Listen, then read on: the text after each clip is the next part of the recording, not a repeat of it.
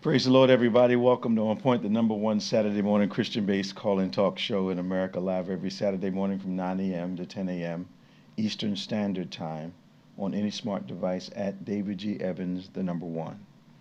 We're so glad, we're so honored that you've taken the time to join us once again for another stimulating conversation about those things that we believe matter to you most, but always from a kingdom of biblical perspective. We want to give you insight into the now that you're living, but always from a biblical point of view. So you'll know what God's answers to your questions are, what God's solutions are to your problems that you're facing every day. So we're inspired that you've joined us once again. Why don't you do us a favor? Like us. We need about 1,000 likes today. Subscribe to us. Won't cost you a thing.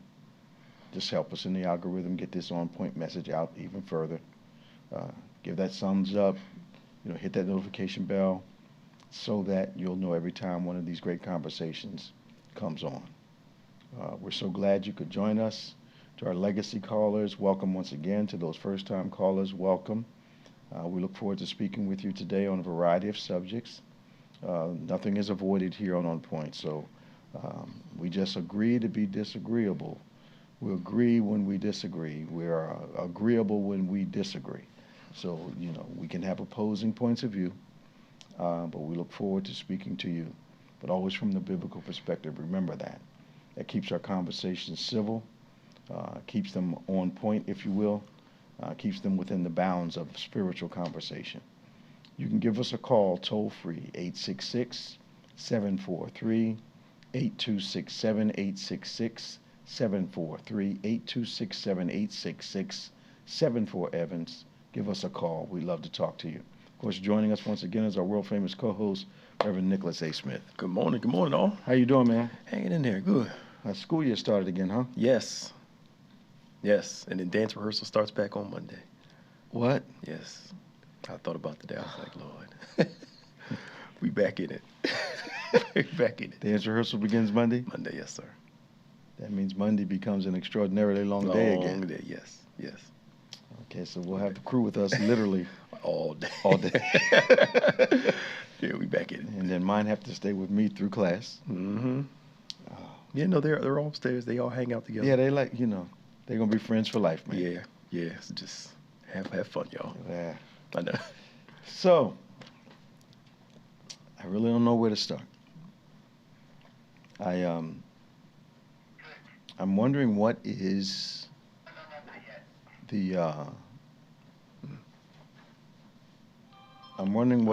the passionate pursuit of erasing African American history from everything in the United States. Mm-hmm. And I usually don't use those absolute words, Mm-hmm. but there seems to be this concerted effort to move anything that has to the negatives of our history. Mm-hmm. There seems to be a desire to move it out of the way, act like it didn't exist. But here's the problem. If I need to erase everything online, everything in the museum, am I not already acknowledging that it has existed and it was bad and it happened? Mm-hmm. And me merely saying, okay, we're going to take, are books next? Well, they started that a couple years ago, removing certain books from the schools. Okay. And now next to this that you're speaking of. But what's always interesting is that we got to get over, we got to move on. Yeah. But they don't want to get over the Confederacy. Not all of them. Let me preface that. Okay. A group of them. Okay. They're still waving their Confederate flags. Mm-hmm. Like y'all lost. Mm-hmm. It's over. Mm-hmm. But there's this fantasy lie of America that people feel like they need to live in. Anything that counters that, we got to get rid of it. Yeah. And I find it amazing that our president clearly stated after he got in office that he was going to bring free speech back to the United States. Now, I didn't know free speech had gone anywhere.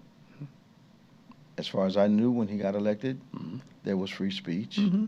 Obviously, there was free speech during the campaign season. There was free speech before he started, So this administration did not have the burden of restoring free speech. So now I'm starting to wonder if free speech has to do with who's talking. It is.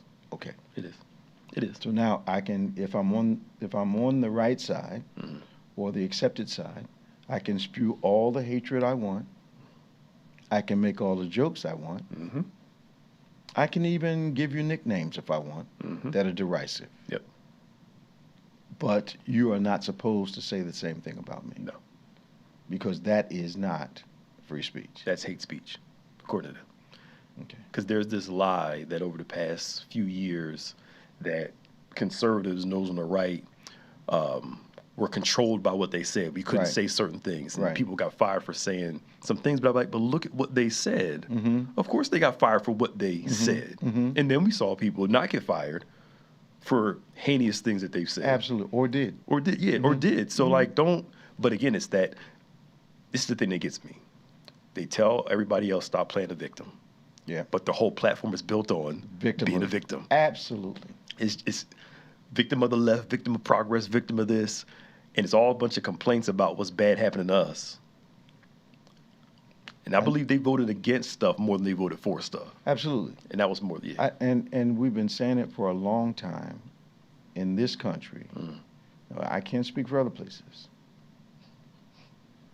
But who does it determines what it is.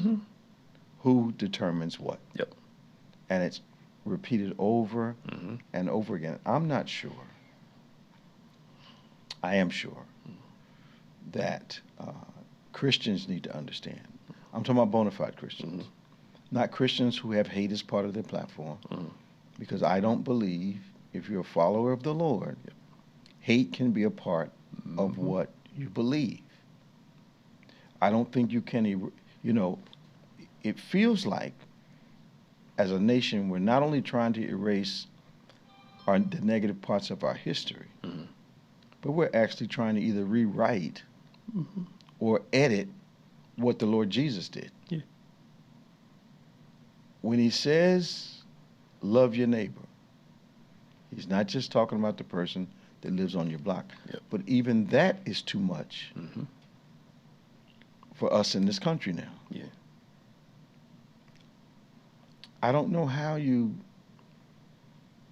profess to be a Christian, follower of Jesus, and hatred is part of your platform. Yeah. Yeah. Discrimination is part of your platform. Violence, part of your platform. Manifesting excuses to commit crime, part of your platform. Somebody needs to explain this to me. Yeah. It's that trying to fit, instead of trying to evolve, I'm going to say evolve, but you run America based off the kingdom. We're trying to make the kingdom America. Absolutely. And that's what's been perpetuated for years. And I remember we were took this history class in college, and we were going through Manifest Destiny when it was Americans, for those that don't know, it's Americans' belief that God gave them the right to move from the East Coast all the way to the West Coast, to conquer all the territory. And conquer everything. And that's God's way. God wants us from sea to shining sea, as the song says, right? Yeah. And they use Joshua's conquest stories to validate that this is the land that God has for us. And no matter what it takes, these people are enemies on our land, and we have to get them off. Whatever it takes. Whatever it takes. And using God as a means to an end rather than... So like the Crusades, Yes. we're slaughtering people in the name of God. Yes. That's a perfect example. Yep. Okay. Yep. And that's the justification to remove Native Americans, to enslave people to help us build, is because, and they're saying it now, God wants us to do these things, to get rid of these LGBTQ, to stop all this because this is God's land and God wants us to do it this way. Okay, so even though they know they're lying. So let's look at something in addition to that, which I believe is more fundamental. Yeah. I need someone from the Christian nationalist movement to explain to me how doing what Jesus said to do regarding hunger, imprisoned. People need clothing. When did that become not Christian and not a mandate for Christians? And when did that give America the idea that that was only the church's responsibility? Even though they won't give the churches funding to do it. The churches cannot do what the government can do. It's a similar model in that you have people, and you're so right when you say people voting for things and they're really voting more against something than they are for something. I don't think people understand, because we don't have civics anymore, right? Not really, not as much, no. So I don't think people understand that FEMA, Department of Education, Department of Health, all those departments had to be created because most of the states could not handle the economic responsibility that went along with perpetuating these particular interests of the nation. You needed a Department of Education because there was not enough money in the states, unless everybody just took their property taxes up so high you moved out of your house and lived in a tent. And so these departments, when hurricanes comes through, states don't have the money, a lot of them. But then again, let's say California, who understands, commits disproportionate amounts of funding to things that are needed by the nation. And when the red states receive money from, is that socialism? Okay. No. I'm trying to get a clear understanding. No. Perhaps I've got an age barrier here and I don't understand what's going on. So it's not socialism when I need it. No. It's just socialism if someone else other than myself needs it. Yes. Okay. Yeah. So that pain has not produced spiritual growth. No. It's only pain when I feel it. Okay. But when you look at America's only for us, and everybody else who's the us? Essentially a guest. Who's the us? It used to be Americans. Yeah, I know. It's like that ubiquitous, I guess that's the word I'm looking for, term, the American people. Who are you talking about? Yeah. You're not talking about everybody. Okay. No. You're talking about your supporters. Yes. Are they American people? I remember when Mitt Romney said, I'm not going to be everybody's president. There are only certain people I was going to be president for. Yeah. Now, what blew my mind about that was not the statement. What blew my mind is that in that room, there were people serving them. Yep. And the attitude about those serving them was in such their perception of these people was like they were furniture in the room. Yes. So they could say this in the midst of the people who were serving them food, drinks, whatever they were doing, and literally allow them to hear, I'm not going to be your president. Yep. I was astounded by that. Their own arrogance got them into peel to this base. Okay. We got everything else. Okay. But I saw, now I'm thinking about it, I could be wrong here. Help me out here. They were smart, flipped the script. Instead of talking towards that 10% and those groups up there, they start talking to the lower and middle class people. You know, Trump and them never talked to publicly to the titans and the wealth people. Not until he got in office. Not until they got in office. But the campaign is all y'all down here. Yep. The reason why you're poor, you're this, is because these people are making you poor. Because they realize. What did Lyndon Johnson say? Yeah. That whole thing about you make them feel superior to somebody else, you can rob them. Pick their pockets while you're looking at them. And they'll let you do it too. And people will vote against their best interests because there's this strong emotional need to feel superior to someone. Yep. And I think on some level we're all tempted by that mindset. Just in the church context. Yes. Silently spoken, if that's not a contradiction. I dress better than that person. I look better than that person. A need to feel superior to somebody. Yep.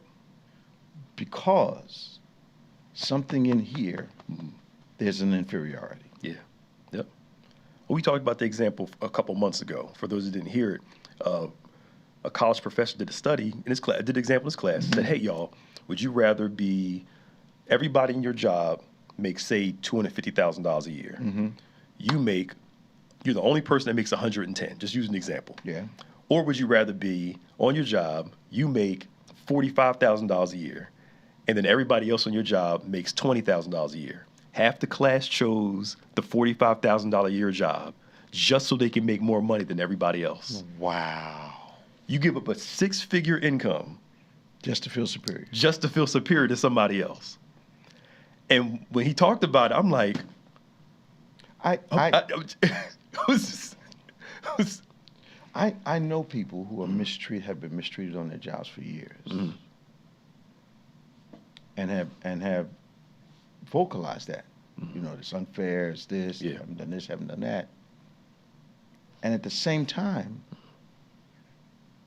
speak about the person that's done this horrible thing to them, like they're a great person. Yeah. Because acceptance. Yep. It's like, how much money is racism going to have to cost this country? Yeah. Before we realize it also is an economic issue. Exactly. The biggest buying power in this country is from a certain group of people. Absolutely. I mean, like, it doesn't make any sense. It doesn't. I'm watching videos from time. I like to hear what people that don't believe what I believe say. So I listen to them on purpose, and I listen to them very intently. Yeah. And I've been doing a lot of that in this political environment that we're in, because I need to know what are other people thinking. One of the trends I'm noticing now, Pastor Nick, is there are people that voted against themselves that are now literally saying, we didn't think it was going to happen to us. Yep. Which meant to me, the statement says to me, we were okay with it happening to everybody else. Yes. We thought he was going to take care of us. For the farmers, for instance. Yep.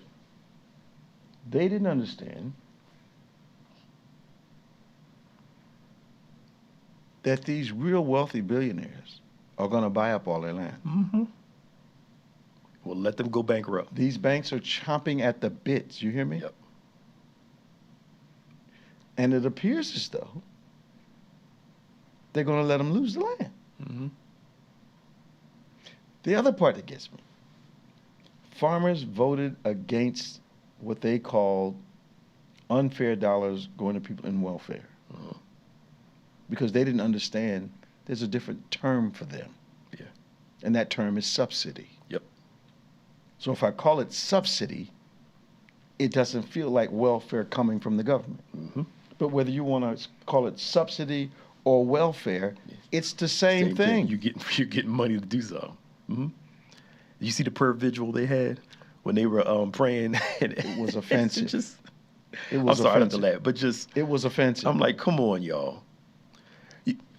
From the tariff thing, I believe they said China or one of them hasn't bought any soybeans from us. It's killing them. And so now you thought all these tariffs are going to be great. They're going to we pay for them.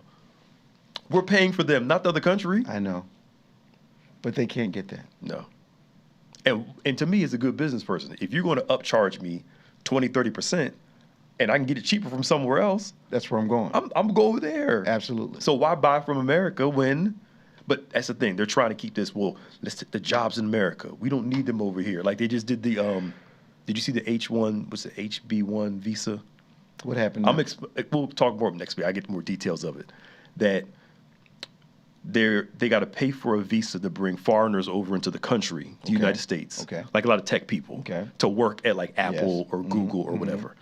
It was $1,000 at first. Okay.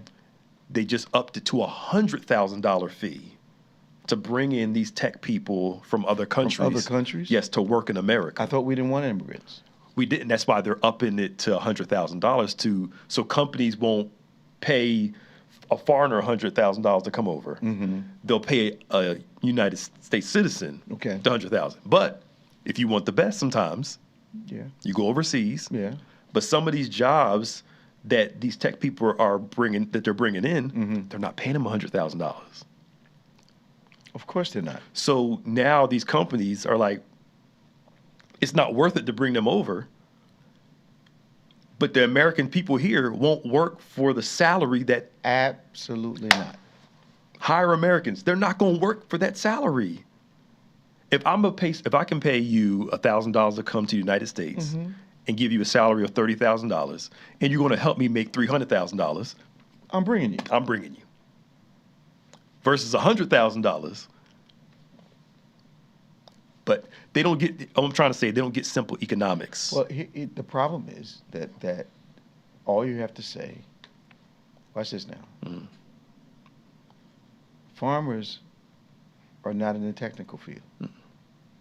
So all I've got to do is tap into the emotion that they're getting something you're not getting. Yes. Even though you're not in that field. Even though you're not in the field. It doesn't matter. So I just... It's like, I don't know anybody that wants to pick strawberries. 10 hours a day, blazing heat, have the knees to do it. Yep. I don't know anybody that just like, I really want to go down to the blueberry field and get a job. So the big part, here you go, like you said, voting against the people. Yep. And not realizing the impact it's going to have on yourself. Yep. And this belief that, Americans will do it, but we'll pay a little more for America. No, you're not. No, you're going to complain. No, you're not. And I saw somebody say that, if it's going to cost us more just to get Americans working, we're okay with it. Not when they start upcharging. No, you're not. And we don't understand business. If I'm a business person and my costs to do business go up, only recourse I have is to charge my customers more. If you think for a minute that crap down economics is going to happen, I call it crap down because that's how slow it falls. If you think that's going to work for you, then you are not living in a real world. You're in a bubble somewhere convincing yourself. That's not how this thing works. Capitalism requires that if my labor costs go up, the price to purchase what I make goes up. Yes. Yep. Capitalists don't absorb costs. They pass them on. And this belief that every company, once they start making more money, they're going to take care of their employees better. Most of them aren't going to do that. They're going to make sure their shareholders taken care of. Shareholders. Executives. You got it. That's when the bonuses come back. And they'll take the whole time say your health care costs too much money. We need to cut some stuff. I remember when the government gave all that COVID money out. And then Sam's Clubs and Walmarts started laying people off, closing buildings all over the country. When it was supposed to help keep them open. Yep. But no, they saw a windfall. Yep. And then they saw a way to justify, well, we don't need all these buildings now. Let's close them up. So we can close these buildings, save on the labor. I remember back in the 80s and 90s when the business takeover wave was happening, and I actually knew a guy that was the guy they would send into a company, and he would fire 50% of the employees. Profitability would go up, stock price would go up, sell everything, and kill the company. That was his job. Yeah. And I spoke with him, and I said, aren't you afraid that what you're sowing, you're going to reap?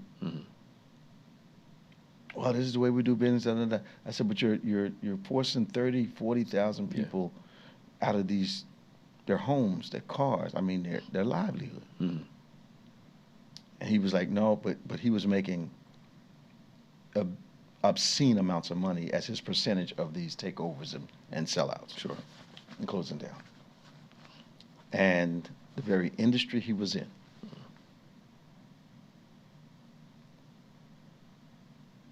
threw him under every bus possible. Mm-hmm. When the suits started coming for this stuff happening, the companies he was working for didn't get sued first. He did. He did, okay. They wiped him out. Wow. And they didn't come to rescue him. Oh, I'm sure. Nobody said, here's a couple $1 million for your defense. Nope. Yeah. You on your own. He was so hated because thousands of people lost their jobs, their homes, their livelihood. He was so hated. But what did my friend in Wall Street tell me? He said, capitalists eat everything in sight until they accidentally eat their own young. Yep. He said, but by the time they say, oops, they've already consumed something that's valuable to them. That's true. That's true. That's true. And some of the ones at top, they don't care because they got the money, and they're going, like you said, they're going to be fine. They're going to make their money either way. Like when the bubble, the housing thing, all the book, the movies that came out, how you in the field and then betting that it's going to fall. You're going to bet that it fails. So you're going to make money while it's prospering and still make money when it fails. It just, you see the bubble and then you invest in the bubble. Get it going up, get it coming down. It's the way it's made. I'm starting to look, I've been studying the stock market more than ever. Okay. And the wise people that invest understand that most normal people think the stock market is spontaneous. No, it's managed. Yeah. It's a managed result. They manage the increases, they manage the falls. Because they make money when it's going up, they make money when it's going down, and when it's low, they buy, and then stimulate it, take the profit, goes down again, stimulate it, over and over again. And those of us that are working stiffs, we think it's just on its own. No, they're influencing the market. Right. That's why when they get this bad news, if we would watch our political people in D.C. And keep an eye on what they're buying, you would know you would know. Because I know insider trading is not good. They do. But why are they always ahead of the curve? Yep. And they never make it. I don't think they planned on making it illegal for Congress to stop doing that. But they're not going to do it. They won't. They're not. And they know the average person, you have to have a certain amount of intelligence to understand the stock market. It's so complex with all the wording, the phrases, and all that stuff. You can get a simple general understanding. But when you start reading into it, if you're not good at math, I think they're banking on people not knowing how, It's another Project 2025. Yeah. Most people are not going to read everything. 866-743-8267, 866-743-8267. This is On Point, the #1 Saturday morning Christian-based call-in talk show in America, live every Saturday morning from 9 a.m. to 10 a.m. on any smart device at David G. Evans, the #1. At David G. Evans, the #1. Why don't you like us, subscribe to us, hit that notification bell as we start going to our callers. We got Robin in Bear, Delaware. Hi, Robin. Are you there, Robin? Good morning, Bishop. I'm Pastor Nick. How are you this morning? How you doing? I'm good. Glad to have you back. Left Pastor Nick all alone, but we took care of him. I heard he did just fine. Oh, he always does I fine. heard he did just fine. He even was acting like you when I said only have a few things. Got to keep it going, Robin. You can't let you go. He's very capable. Right. What's on your mind this morning? Bishop, Pastor Nick, all I can say is there's so much going on. I think I missed my calling to be a reporter. Oh, boy. I think I'm going to start doing that street podcast. Oh, Lord. Start going around asking people questions. Oh, Lord. Oh.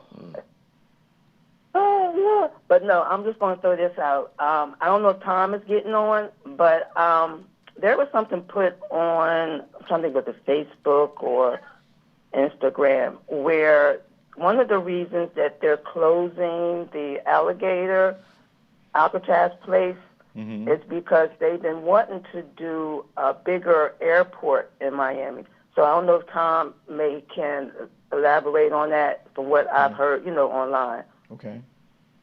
I didn't hear that. Also, go ahead. I'm sorry. Go ahead. No, I just said I didn't hear that. Go ahead. Okay. Because I don't want to talk over you. Right.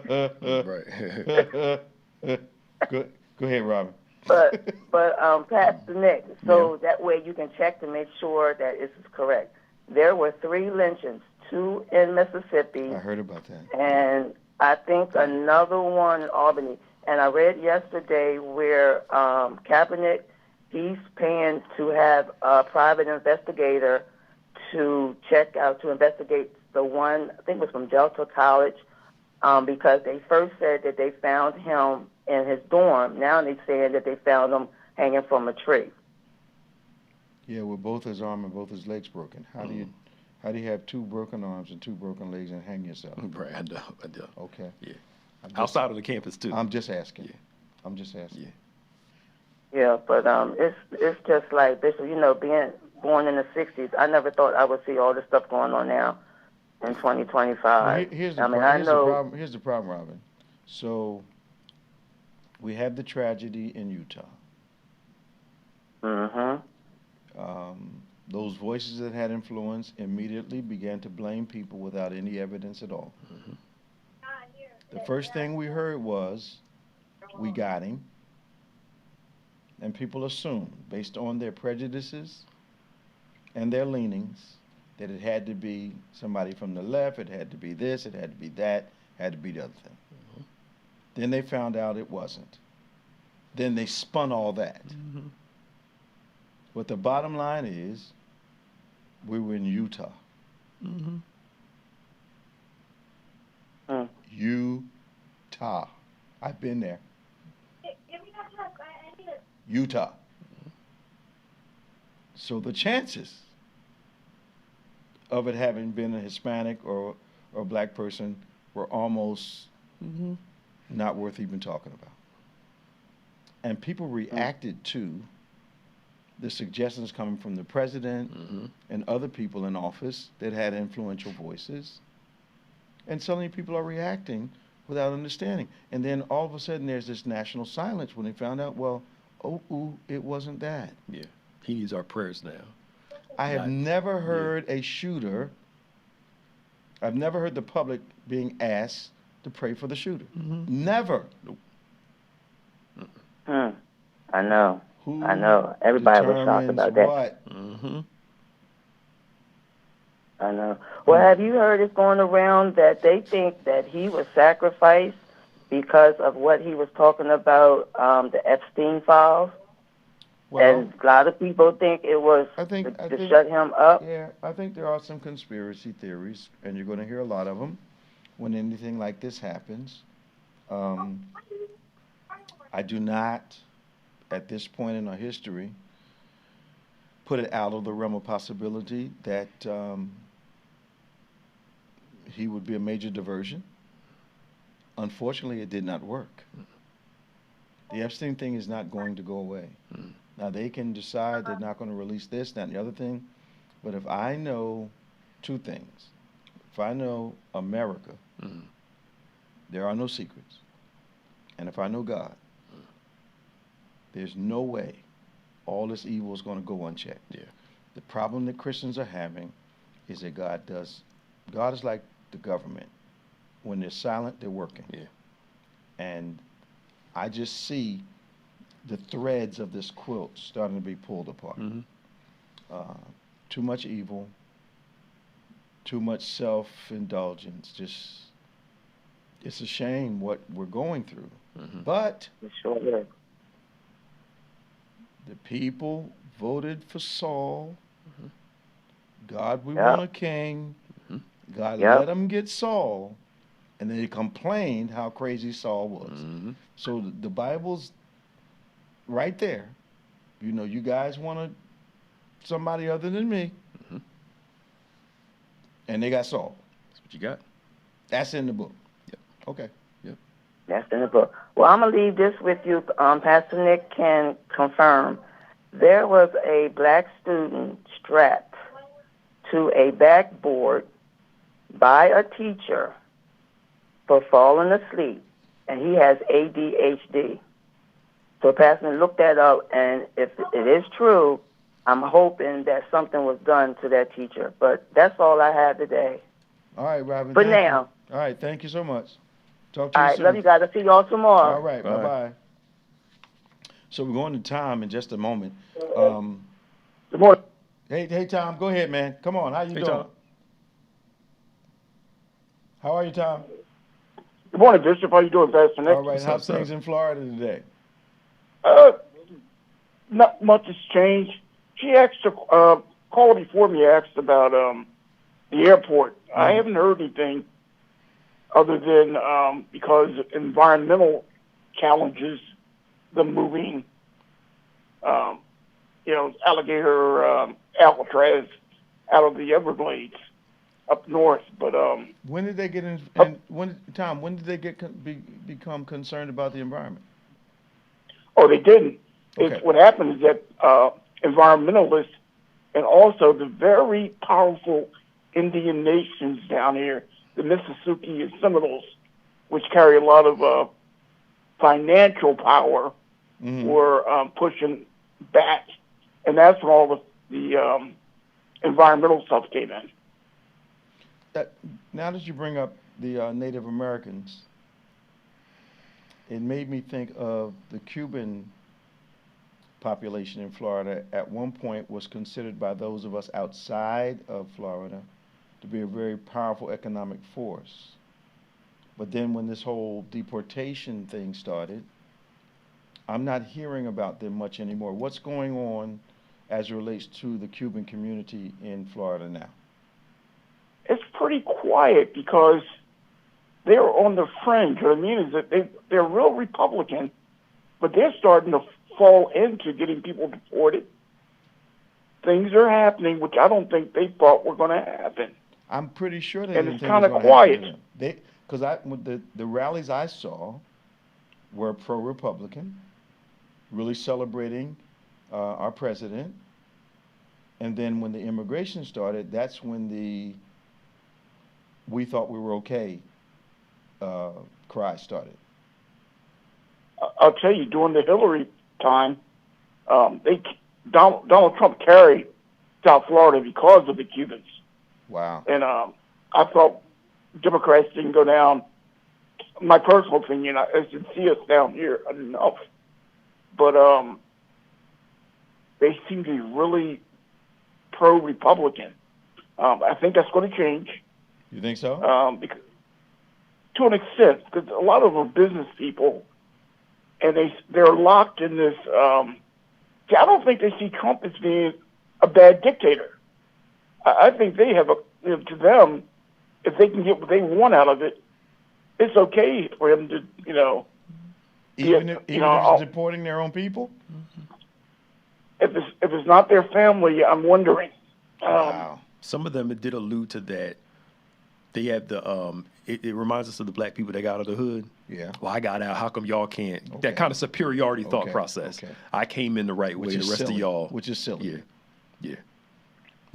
It's just totally ridiculous. You were talking earlier. Martha Stewart's the only person who couldn't trade. Everybody else do inside trading. I remember in our state. When one of our senators was sent to jail for some improprieties as it relates to money. And what was amazing to me is there were 27 people on the list ahead of him. They leapt over 1 through 27 to get to him, to prosecute him for what 1 through 27 were doing in a greater way. Okay. He must have been black. Mm-hmm. Okay. All right. So and not necessarily a nice guy. Yeah.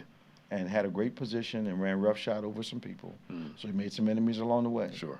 But when they had a chance to get him, they ignored the other 27 people that were doing the same thing he was doing. Wow. Yeah, politics is a yeah. dirty business. They'll use you and throw you out. That's how the devil does it. Yeah, sure does. He'll use you, get rid of you when he's done. Wow. How you feeling, Tom? Yeah. Pretty good. Bishop, I had a question. Go ahead, man. Haven't heard you guys mention free speech like in Jimmy Kimmel. Well, we talked about free speech early on, but you're reading my mind because I've got it in my notes here. I really do want to get into what is happening with free speech. Yeah. What's amazing to me is that these major corporations are suddenly without any fortitude. What are some of these guys on the Epstein list or something? Well, ABC, like Paramount. I asked Google earlier. Okay. How many people is Trump suing? Instead, of course, he was suing New York Times for $15 billion, which yesterday was thrown out. Yeah. And they were saying hopefully these other companies will go follow suit. But Google said they couldn't tell you how many suits because it changes every day. Yeah. And that seems to be Trump's way of, I will sue you if you do something I don't like. Well, it's a classic way that I believe our president has delayed results in his own life. I sue you. We eventually go to court. Most of the time, he doesn't have to go to court. He sends his legal team. If he loses, then you appeal. If you lose again, maybe try to appeal again. But that process delays a decision for years. For years, yep. Yeah. Yeah. And what's happening is that ABC, like Paramount, they need a merger done. So they need FCC approval. So that's why when the FCC put pressure on them to suspend Jimmy Kimmel, they did it because they need government approval to get that. And it's it's all politics and money. Huh? Yeah, this approval supposedly is that Disney and ABC want to buy up some more affiliates. And supposedly the way the FCC is set up, they don't want any one company controlling everything. So Disney wants to go past that so they can kind of dip a little deeper for more stations. So they have to change the rules with the FCC. So the FCC is basically telling them, you want to play with us, you do this. So it's kind of like, backroom politics going on there. That's deeper than Jimmy Kimmel. Somebody explain to me. Why is it right? Because you said what you were going to do and you did it. Why does that make it right? I know. Like, yeah, I'm gonna come and smack you, and I was right because I smacked you. Yeah, I said I was gonna do it. I hear people defending what's going on. Well, he said he was going to do all this. You all right with that? Right. No, it's still not right. Okay. When you got he said he's going to do more. right, yeah, So he's going to go after the other Jimmy and some other guys. trying to come after all. Now, did you hear what the guy said last night, though? I thought it was pretty funny. One of the late night guys kind of said, when he opened up, hey, we're going to make America great again. He was saying everything that, of course, he said it in pun. Yeah. But he was saying everything that Trump wanted. Yep. Verbatim. Yeah. But see, that's the thing. Like, the FCC, the head of the chair of the FCC says we're going to start threatening the license of some of these corporations if we don't like what they're saying. That's communist. Thank you. Right. Thank Yes. you. So, but when you have Ted Cruz and Ben Shapiro, Tucker Carlson are all saying the FCC is going too far. Y'all running this like I a mob. I can't believe Ted Cruz. Of those three, I'm surprised. They're publicly saying, yo, what y'all doing is messed up. We don't agree with what they're saying. But y'all shouldn't be threatening people's licenses or trying to pull people off the air because they made a joke about the president. When they start saying something, we know it's wrong. Well, I saw Bannon ripping apart, supposedly, these emails that were from the shooter of Charlie Kirk, his roommate or whoever the guy is. And people are saying, we're not buying these emails. Come on, you can't originate them. There's no date on them. There's no begin. There's no end. And people are asking their kids, do you guys write emails like this? No, Mom, Dad, that's not how we do this. We don't use perfect grammar. We don't. No. You know, we use a lot of abbreviated words, and so they're saying we're ban is saying we're not buying this. You know, Bishop, you say that. I don't even think about it. But if my daughter sends me something, I have to sit there and go, what's she talking about? Because of abbreviations sometimes. Oh, Bishop, I had a question for you on this. You know, Patel got in trouble for it a little bit. They said something to him. But, you know, it took them 3 days to get this guy. And then all of a sudden everybody's going to get awards for the great job they did in finding this murderous guy, considering his parents turned him in. Well, that's. They said they caught him. They didn't catch him. Right, they didn't. Yep. Dad called and said it was my son. Yes. but they were on the news. Hey, we are the greatest law enforcement in the world because we solved this crime. They didn't solve it. Exactly. And are people really going for that? Yeah. Oh. His family turned him in. Yeah. Yep. He wasn't. His parents. He wasn't quote unquote on the run. He wasn't. Not at all. Not at all. Unbelievable. Yeah. You wonder what they're doing. It's like with did you see the FBI director, the Senate, the Congress was talking to him when Jasmine Crockett was talking to him about, and then asked him about the Charleston shooter. And his name Patel, right? Yeah. Well, I don't know what you're talking about. How are you the head of the FBI?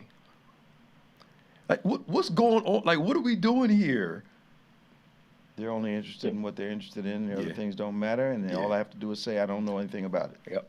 Because he's reflecting what That's true. our president says. I don't know anything about it. I never knew that guy. You know, I only met him once. You know, no, he's not a friend of mine.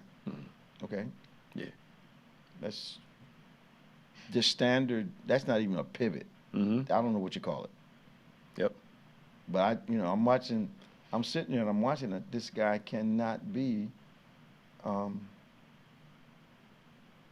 head of the most powerful law enforcement agency in the world. Yeah. I know. Here's what I don't understand. You're in a position. You're in no danger of losing your job. If you ask a question, why can't you answer? Yeah. Well, they might because they're performing for the audience of one. Well, I mean, they're wondering if he's going to. Yeah, I mean, you know. Yeah, I said it. Yeah. You know, yes, I said it, and this is why I said it. But they can't say that. Yeah. Yeah, it's amazing how. Good hearing from you, Tom. Yeah, thanks, Tom. Hey, thanks. You guys have a great day. Talk to you now. We got Sharon from Dallas, Texas. Hello. How you doing? I'm doing great. How are you? All right, let me mess with you first. What's going on with your football team? Now, you know, I don't even mess around in that. What's going on? What's going on with the Star? What's happening? I have no idea. I'm serious. Okay. I let Jerry Jones do what he needs to do because you know that's Jerry Jones. They should have never let Michael Parsons get away. I know that. There you go. There you go. But you know how that goes. And you can see the difference. Yes, you can. Yes, you can. Now let me get on this because I got these two. Right, go ahead. Tom has really got everything done. But did you know that they're having a really upset because one of the guys who were hanged was white, and they're saying, how dare they hang this white homeless man? Even if he was homeless, he was white, and he shouldn't have been hung. Can you believe that? Say what? I'm telling you. They are upset. Why'd they hang him? He thought he was what? Well, he was white. You could tell he was white. But they upset because they hung him because they were saying that he was a homeless, and they hung him. But they had a problem. Yes, he was homeless, but they should not have hung him because he was white. They didn't say that, did they, Sharon? Yes, they did. Yes, they did. Come on. But they can hang us. Yeah, that's okay. That's okay. That's okay. But they are upset. I had to tell you this. And my other thing is that Trump is. Can I say Trump? Trump, Yeah. well, I've already said it now. Trump is trying to get rid of all the black women in public office. Now, what are we going to do about this? Well, it's always been obvious to me that if there is some tension between Republican men and females, then they certainly are going to have a problem with females of color. I was talking to an former executive yesterday, black female, and she was remarking how she was part of the 300 or more thousand black women that have lost their jobs in the last 6 months. Wow. And it makes me think about what was the real reason for hiring them in the first place. Because these are women that were occupying high positions, making six figures, healthy six figures, ultra qualified. So who are they making room for? It's not other females that happen to be white. So who are they making room for? So once again, how much is this going to cost us? So you're willing to thrust productive people out, give them a little bit of a package to keep them a little quiet, to bring someone in that may not be as qualified to prove what point? To them, go ahead, sir. You talking to me, Sharon? Sharon, go ahead, Sharon. Okay, listen, and I wanted to say one thing. You know, this is getting serious with this hanging and everything. What are we going to do as a people? I mean, you know, we're talking and everything. When are we going to mobilize and start coming together as a people of color to counteract? Because this is going to get serious. Well, I think it's gotten so serious, and I think one of the things that I'm having an issue with is that people that are loyal to this political philosophy, black people, Hispanic people, that are loyal to this philosophy. I don't understand what has to happen for this. Okay, they're witnessing pain, but they're still in there. It hasn't happened to me yet, but I'm seeing videos where people that are aligned with the present administration and they're of color, they are starting to wilt a little bit because it's too hard for them to accept the fact that they voted for something that is absolutely anti-them. They're having a hard time taking responsibility for being a part of that. Are we talking about our people? Yes. People. Okay, so you remember back in the day, we had the NAACP, we had our churches coming together, working together, and pulling each other up, even those who didn't have low income or whatever within our community. Churches working together. Yeah. Where are we now on that? Well, I know Dr. Haynes is working. It's not a national movement. It's not a national movement. It's when is it going to be? I don't know. It's some of us. Do?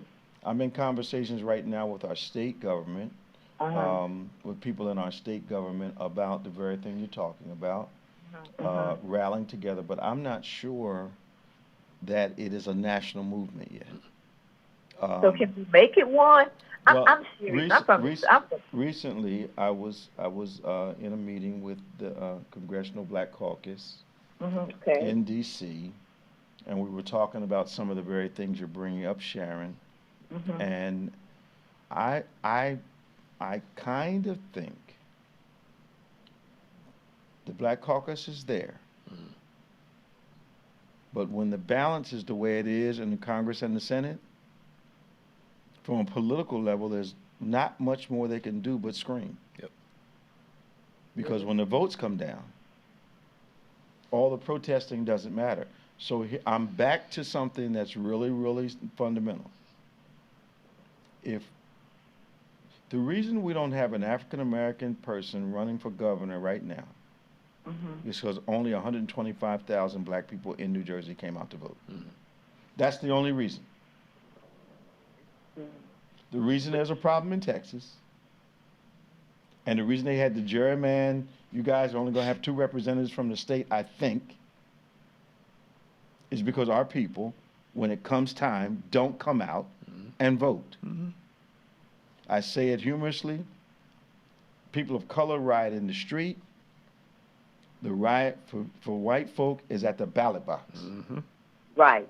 So we are absolutely culpable in this result. We do nothing and then complain about the result. That is so dumb. We got to turn it around, though. You know, we don't get out and vote and overwhelm these polls. Yep. Right. And are inconvenienced because you got to drive to the poll. Right. We need to do it. Yep. If they outlaw busing people, get in your cars. They can't outlaw you driving your car. You know what? Back in the day, they made it embarrassing for black people to sit at home and not go vote.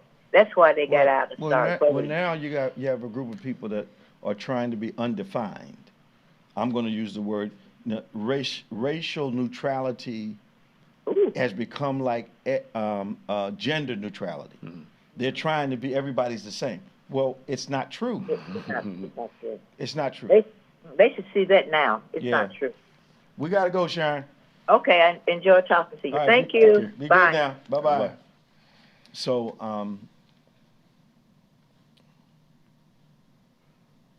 our people have to vote. And I think the governor in California is doing the right thing. If you're going to play that game in Texas, you're trying to unbalance the situation permanently, then the blue states would support the red states, because the red states are the poorest. The blue states have to do the same thing, because they're trying to fix it so it doesn't go back.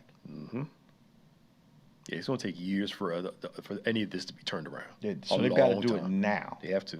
It has to happen now. It's got to happen before the midterms. And they can. So what if they take them to court? Bam. It's going to be a long time. It's going to be a long time. Yeah. But a lot of people, I know they vote.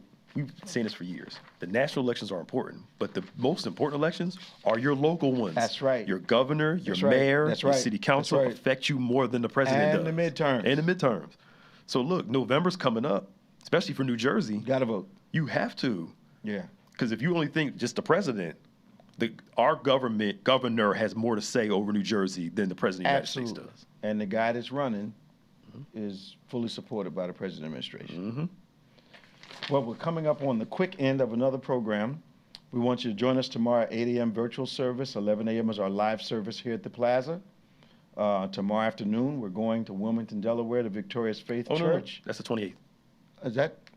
No, that's tomorrow, isn't it? No, it's 28th. Is that 28th? It's 28th, right? Yeah. 28th? Yeah. Okay, Yeah. good. Yeah. Thought I had a full day. Oh, no, you good. All right, so there's another sermon I don't have to do. Look, we're running out of time. See you tomorrow at 11 o'clock. Stay strong, stay saved. If you need prayer support, send us a request to prayer@gotobethany.com. If you need some updates on what we're doing, text BBC News to 28950. If you need some spiritual information, inspiration, BBC Elevate 28950. Pastor Nicholas Smith, I'm Bishop David G. Evans. We'll see you next time on On Point.